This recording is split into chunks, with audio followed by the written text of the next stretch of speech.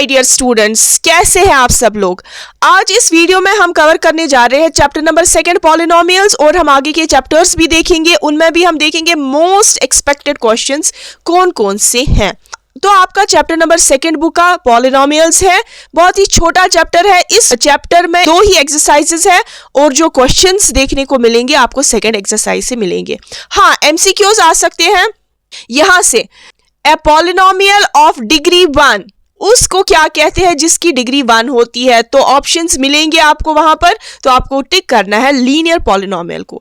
On the basis of degrees जो polynomials है वो क्लासिफाई किया गया है लीनियर, क्वाड्रेटिक, क्यूबिक पॉलिनोमियल, और इसके बाद स्टूडेंट्स बाय क्वाड्रेटिक भी। मगर आपकी बुक में ये 3 पॉलिनोमियल्स लिखे गए हैं।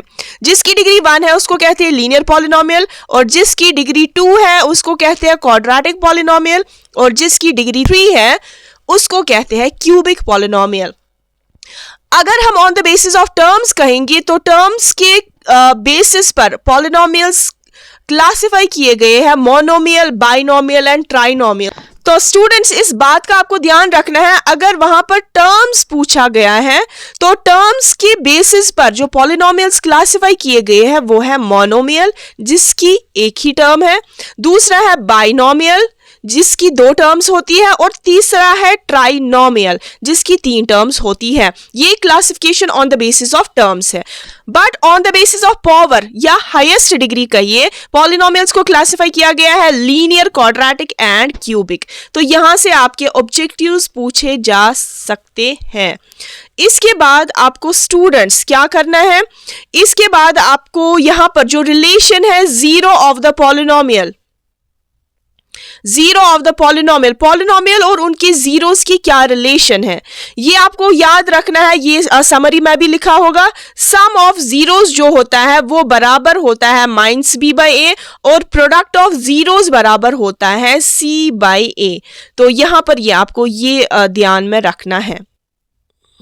ये है स्टूडेंट्स, यहां पर सम ऑफ जीरोस जो होता है वो bराबर होता है, अगर हमारे 2 जीरोस होंगे अल्फा और बीटा, सपोज हमारे पॉलिनोमियल के, क्वाड्रेटिक पॉलिनोमियल के 2 जीरोस है, एक है अल्फा और दूसरा है बीटा, तो हमेशा सम बराबर होता है -b/a और प्रोडक्ट बराबर होता है c/a के। ये चीज आपको ध्यान में रखनी है और यहां पर आपको नहीं जाना है, ये चीज आपके सिलेबस में नहीं है।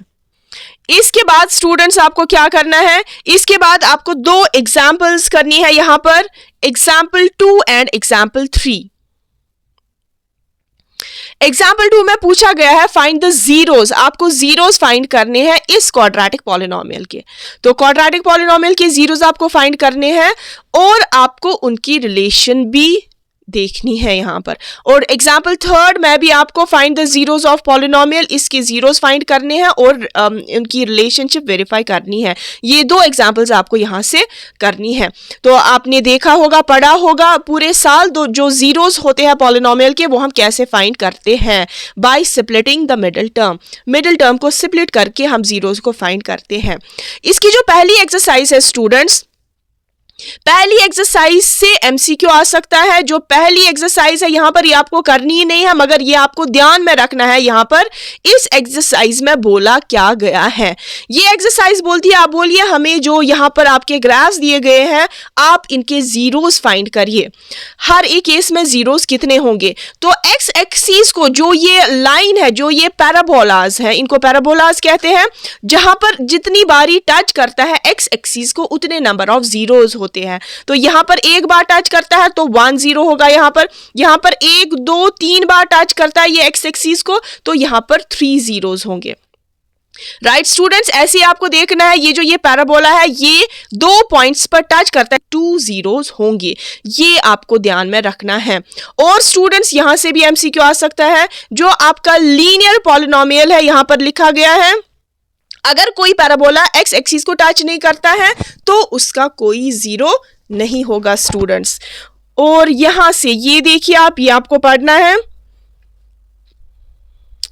यहां पर, अगर आपका लीनियर पॉलिनोमियल है, आपने जैसे 8th में पढ़ा है, लीनियर पॉलिनोमियल वो वाला होता है जिसका पावर 1 होता है। एग्जाम्पल है ये, इसका जनरल फॉर्म है यहाँ पर, ये एक लीनियर पॉलिनोमियल है। लीनियर पॉलिनोमियल आपने 9th क्लास में भी पढ़ा है, इसका जो ग्राफ बनता है वो बनता है स्ट्रेट लाइन, और लीनियर पॉलिनोमियल का एक ही जीरो होता है, क्योंकि ये लाइन है ये एक स्ट्रेट लाइन है। क्यों स्ट्रेट लाइन है? ये एक लीनियर पॉलिनोमियल की स्ट्रेट लाइन है, और इसमें जो एक्स एक्सिस को जो ये लाइन टच करती है ये एक ही पॉइंट पर टच करती है यहाँ पर स्टूडेंट्स, तो इसीलिए इसका एक जीरो होगा, और लीनियर पॉलिनोमियल का जीरो एक ही होता है, उसका यूनिक सोल्यूशन होता है, आपने 8th क्लास में देखा है। तो यहाँ पर इसका यूनिक सोल्यूशन है। अगर इसके बाद क्वाड्रेटिक की बात करें, यहाँ पर क्वाड्रेटिक जिसका पावर 2 होता है, सपोज यहाँ पर है ये, इसका पावर 2 है, तो इसके नंबर ऑफ जीरोस भी 2 ही होते हैं। जैसे ये पैराबोला बनता है, ये पैराबोलाज होते हैं, इनके नंबर ऑफ जीरोस 2 होते हैं क्वाड्रेटिक के। अगर क्यूबिक की बात करें वहां पर 3 नंबर ऑफ जीरोस होते हैं। यहां से ऑब्जेक्टिव पूछा जा सकता है। इसके बाद स्टूडेंट्स, मैंने आपको एक्सरसाइज फर्स्ट का कहा, ये आपको ध्यान में रखना है, कितनी बारी टच कर रहा है इस एक्स एक्सिस को उतने नंबर ऑफ जीरोस होते हैं।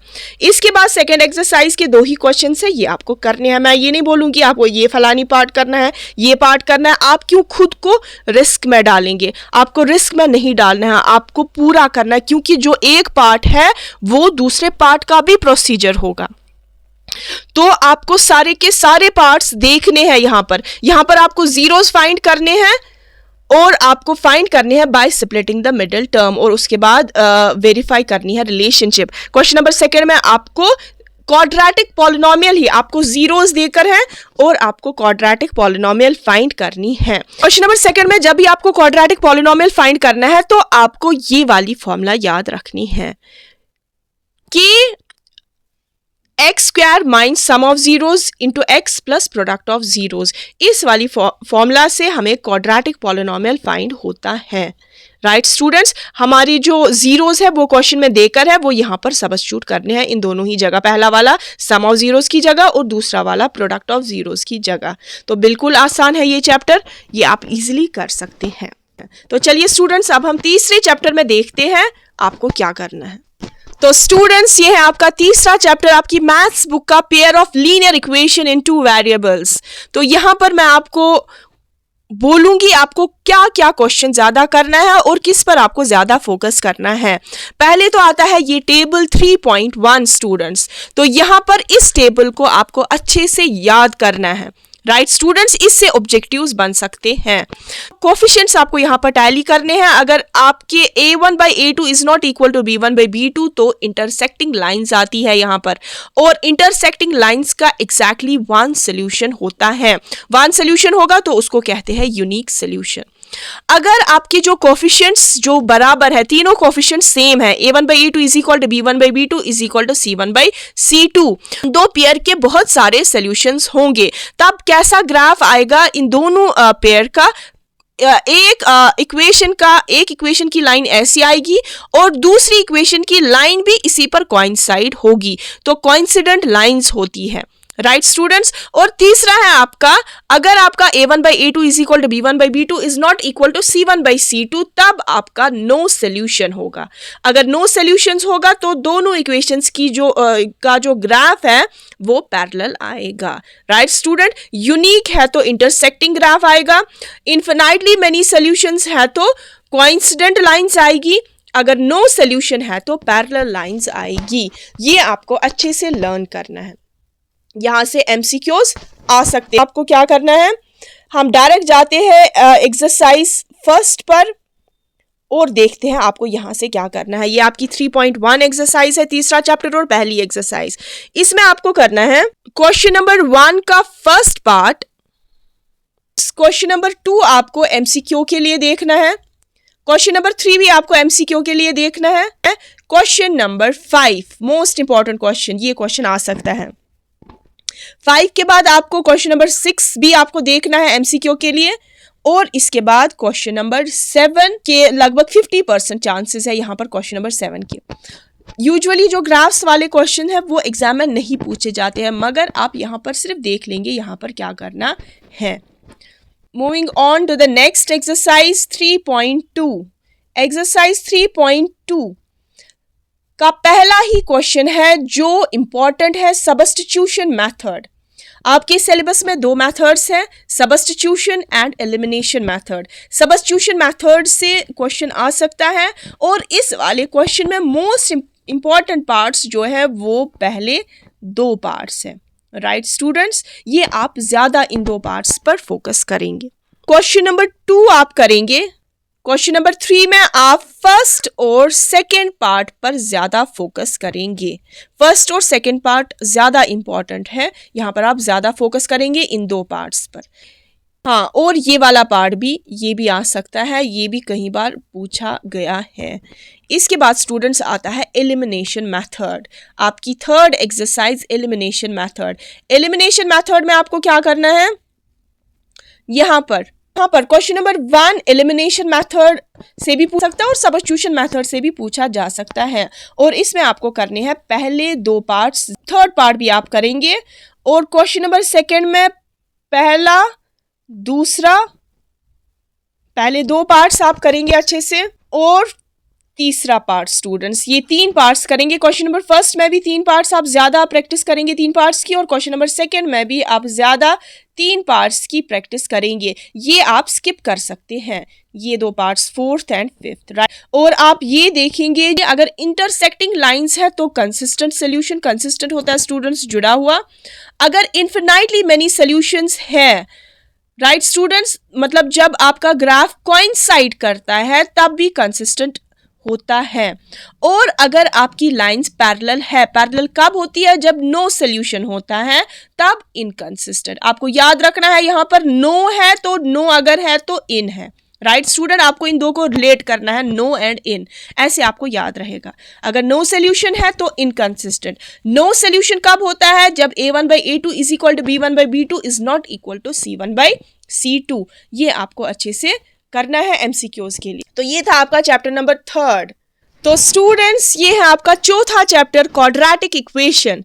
तो यहाँ पर देखेंगे हम आपको क्या क्या करना है, ज्यादा आपको किन क्वेश्चंस की ज्यादा प्रैक्टिस करनी है, मोस्ट एक्सपेक्टेड क्वेश्चंस या कहे मोस्ट इंपॉर्टेंट क्वेश्चंस जो बहुत बार पूछे गए हैं पिछले एग्जाम्स में। तो आपको यहाँ से पहले तो आपको ये जो चेक वाले क्वेश्चंस है, पहली एक्सरसाइज में भी है चेक और यहाँ पर भी है, चेक करिए आप क्या ये क्वाड्रेटिक इक्वेशन है, इससे ऑब्जेक्टिव आ सकता है यहाँ पर। इसके बाद स्टूडेंट्स यहाँ पर फर्स्ट एक्सरसाइज आपकी 4.1, तो यहाँ पर मैंने आपको बोला फर्स्ट एक्सरसाइज में जो ये चेक वाला क्वेश्चन है इससे ऑब्जेक्टिव आ सकता है। इसके बाद स्टूडेंट्स क्वेश्चन नंबर 2 के सारे पार्ट्स आपको करने हैं। क्वेश्चन नंबर 2 का first part, second part, third part and fourth part. ज्यादा फोकस करना है आपको फोर्थ पार्ट पर, ये मोस्ट इंपॉर्टेंट है। और जो सेकेंड पार्ट है, ये these parts are most important parts, right students. तो इन पार्ट्स की भी प्रैक्टिस करनी है, मगर सेकेंड एंड फोर्थ आपको ज्यादा प्रैक्टिस करनी है। ये है आपकी फर्स्ट एक्सरसाइज क्वाड्रेटिक इक्वेशन की। इसके बाद स्टूडेंट्स यहां पर आपको एग्जाम्पल 5 करनी है। Example 5, find the roots of quadratic equation, ये आपको प्रैक्टिस करनी है। ये वाली एग्जाम्पल 5। यहां पर सेकेंड एक्सरसाइज में जो पहला क्वेश्चन है, यहां पर इसकी आपको प्रैक्टिस करनी है, मगर ज्यादा प्रैक्टिस करनी है आपको फोर्थ पार्ट की। फोर्थ पार्ट है जो है वो मोस्ट इंपॉर्टेंट है। इसके बाद आप फर्स्ट पार्ट की भी और सेकंड पार्ट की भी प्रैक्टिस कर सकते हैं। ज्यादा आपको फोर्थ पार्ट की प्रैक्टिस करनी है। सेकंड क्वेश्चन आप स्किप कर सकते हैं। इसके बाद थर्ड क्वेश्चन आपको करना है, ये इंपॉर्टेंट है। फोर्थ क्वेश्चन आपको करना है, फिफ्थ क्वेश्चन आपको करना है, सिक्स्थ क्वेश्चन को आप बिल्कुल ही स्किप कर सकते हैं। और स्टूडेंट्स आपको इस पर ध्यान देना है, इससे ऑब्जेक्टिव आ सकता है, राइट स्टूडेंट्स। अगर आपका डिस्क्रिमिनेंट ग्रेटर देन 0 होगा तो आपके कैसे रूट्स होंगे, आपके 2 डिस्टिंक्ट रूट्स, रियल रूट्स होंगे। अगर इक्वल टू 0 है, अगर आपका डिस्क्रिमिनेंट इक्वल टू 0 है तो 2 इक्वल रूट्स। आपको कैसे लर्न करना है, अगर यहां से इक्वल है तो इक्वल रूट्स। अगर आपका लेस देन 0 है तो नो रूट्स एग्जिस्ट। अगर आपका डिस्क्रिमिनेंट माइंड्स में आ रहा है तो उस इक्वेशन के रूट्स है ही नहीं। यहां से आपको क्या करना है, क्वेश्चन नंबर 1 आपको करना है, मगर इसमें ज्यादा प्रैक्टिस करनी है आपको फर्स्ट और थर्ड पार्ट की। राइट स्टूडेंट्स, इसके बाद क्वेश्चन नंबर सेकंड, इसमें इस एक्सरसाइज में मोस्ट इंपॉर्टेंट क्वेश्चन है। क्वेश्चन नंबर सेकंड भी बहुत बार पूछा गया है और आप देख सकते हैं यहाँ पर question number third and fifth, इनको थोड़ा सा देख लेना है। ये बहुत ही इजी क्वेश्चंस है, यहाँ पर देख लेना है। और क्वेश्चन नंबर फोर्थ को आपको बिल्कुल ही स्किप करना है। राइट स्टूडेंट्स, ये था आपका चैप्टर नंबर 4 क्वाड्रेटिक इक्वेशन। तो इस वीडियो में इतना ही, मिलते हैं नेक्स्ट वीडियोस में नेक्स्ट चैप्टर्स के साथ। Till then good bye.